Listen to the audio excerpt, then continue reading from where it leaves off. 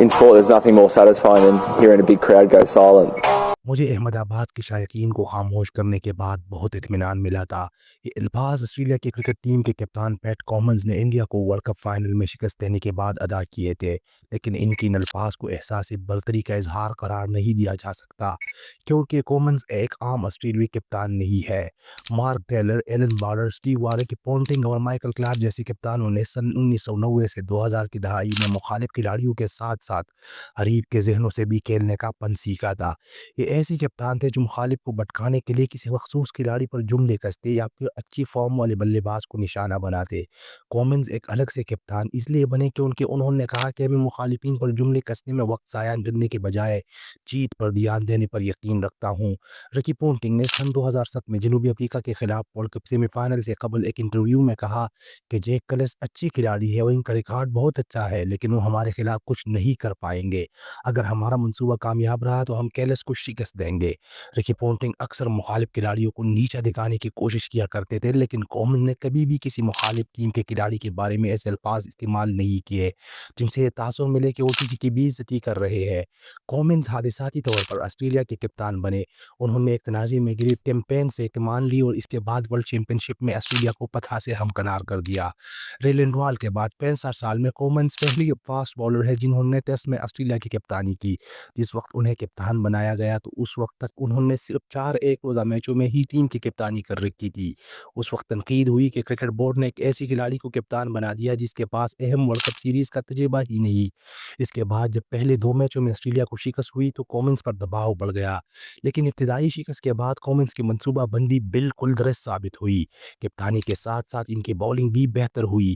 کہا جاتا ہے کہ ورلڈ کپ سے قبل آسٹریلیا کی ٹیم نے ہر انڈین کھلاڑی کا انفرادی اسکیچ تیار کر رکھا تھا۔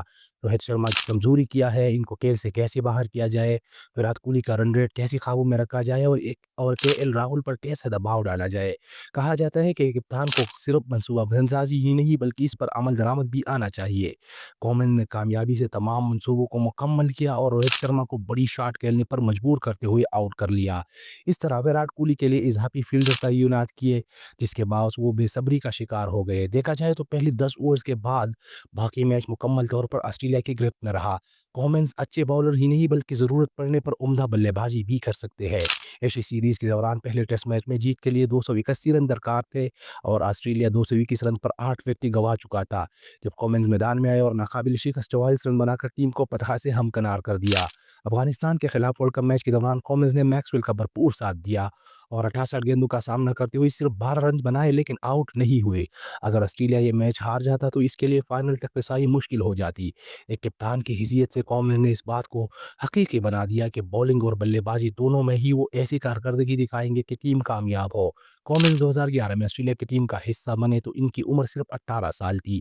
ان کے دائیں ہاتھ کے درمیان کی انگلی کم عمری میں دروازے میں پھنسنے سے ضائع ہو گئی تھی، لیکن اس کے باوجود دائیں ہاتھ سے ہی بولنگ کرتے ہوئے وہ تیز رفتار بولر بھی بن گئے۔ ریان ہیرس کی ریٹائرمنٹ کے وقت جب ایک بولر کی جگہ خالی ہوئی تو اسے کومنز نے پر کر دیا۔ 2017 میں 6 سال بعد ان کی ٹیم میں جگہ مستقل ہو گئی تھی۔ کومنز نے کپتان بننے کے بعد سے خود کو دیگر آسٹریلوی کپتانوں سے منفرد ثابت کر لیا ہے۔ وہ ہر وقت مسکراتے ہوئے نظر آتے ہیں اور اپنے ساتھی کھلاڑیوں کے ساتھ نرم دلی سے پیش آنے کے لیے مشہور ہے۔ کہا جاتا ہے کہ وہ بالر کو مکمل آزادی دیتے ہیں کہ وہ کس قسم کی بولنگ کروانا چاہتا ہے اور کیسی فیلڈنگ چاہتا ہے۔ کوچ مائیکل ہوگن نے کومنز کے ساتھ کھیلا ہے۔ وہ کہتے ہیں کہ کومنز کی مسکراہٹ بہت خوبصورت ہے، وہ ایک چیمپئن کھلاڑی ہے۔ ایک ایسا بہت کم ہوتا ہے کہ دباؤ میں آ کر کومنز میدان میں چلاتی ہوئی نظر آئے، خوشی سے بے قابو ہو جائے۔ ان کا جواب زیادہ تر ان کی مسکراہٹ ہی ہوتی ہے۔ کومنز مخالف کھلاڑیوں سے بحث کرنا بھی نہیں پسند کرتے اور نہ ہی مخالف بلے بازوں پر جملے کستے ہیں، جو آسٹریلیا کی کرکٹ کی ایک پرانی اور مشہور روایت ہے۔ کومنز اکثر ہار جانے کے بعد اپنی ساتھی کھلاڑیوں کے دفاع میں بات کرنے کے لیے بھی جاتے ہیں۔ وہ کہتے ہیں کہ بطور کپتان شکست کی ذمہ داری وہ خود لیتے ہیں اور اس کا ذمہ اپنے ساتھی کھلاڑیوں پر نہیں ڈالنا چاہتے۔ وہ اپنے ساتھی کھلاڑیوں کے جذبات کا بھی احترام کرتے ہیں۔ ورلڈ ٹیسٹ چیمپئن شپ میں جیت کے موقع پر جب آسٹریلوی ٹیم نے شراب کے ساتھ جشن منانا چاہا تو ٹیم میں شامل مسلمان کھلاڑی عثمان خواجہ نے انہیں اپنی مذہبی عقائد کی وجہ سے اس جشن میں حصہ نہیں لیا۔ جب کومنز نے یہ دیکھا تو انہوں نے اپنی ساتھی کھلاڑیوں کو شراب کے ساتھ جشن منانے سے روک دیا۔ کومنز کی اس عمل کی وجہ سے سب کے دل میں ان کی عزت اور احترام اور بھی بڑھ گئی۔ کومنز کا ٹیلنٹ اس ورلڈ کپ فائنل میں کھل کر سامنے آیا۔ کومنز نے انڈین ٹیم کے ہر کھلاڑی کے لیے الگ حکمت عملی وضع کی. انہوں نے خود ایک عظیم کپتان ثابت کیا.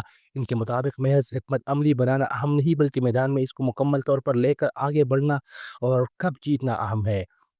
ورلڈ کپ میں آسٹریلیا کی قیادت کرنے والی رکی پونٹنگ، اسٹیو اور ٹیلر جیسے سابق کپتان تجربے سے بھرپور ہے، لیکن کومنز واحد کپتان تھے جنہوں نے کم تجربہ رکھنے والی ٹیم کی قیادت کی اور ٹرافی جیتی. کومنز کی کپتانی کے بارے میں بات کرتے ہوئے سینئر سپورٹس صحافی میتھو کمار نے کہا کہ کومنز کا یہ بیان کہ وہ 1,00,000 مداحوں کو خاموش کر دیں گے غالب ذہنیت کا عکاس نہیں. انہوں نے مزید کہا کہ ہمیں کومنز کی بات کو غلط نہیں سمجھنا چاہیے. یہ غالب ذہنیت نہیں، آسٹریلیا قدرتی طور پر کھیلوں کا ملک ہے. وہاں کے کھلاڑی قدرتی طور پر اپنی مخالفین سے اس طرح بات کرتے ہیں. جب فائنل میں انڈیا کے بلے باز آؤٹ ہو جاتے تھے تب بھی کومنز ان کے قریب سے گزرتے ہوئے چہرے سے بھی کوئی منفی تاثر نہیں دیا، لیکن پھر بھی انڈیا کو ایک تاریخی شکست دے کر ایک کم عمر کپتان ہونے کی حیثیت سے ٹرافی اپنے نام کر لی تھی. He'll come back for two. And Australia win the World Cup for the 6th time. And